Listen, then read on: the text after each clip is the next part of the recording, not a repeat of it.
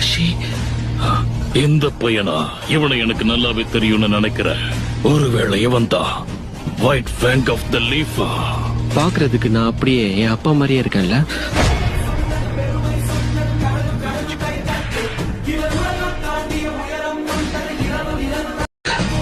Kakashi, இந்த பையனா? இவனை எனக்கு நல்லாவே தெரியும்னு நினைக்கிறேன்.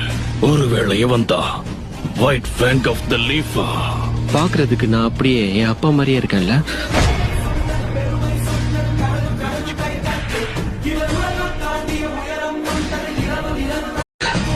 கக்காஷி, இந்த பையனா? இவனை எனக்கு நல்லாவே தெரியும்னு நினைக்கிறேன்.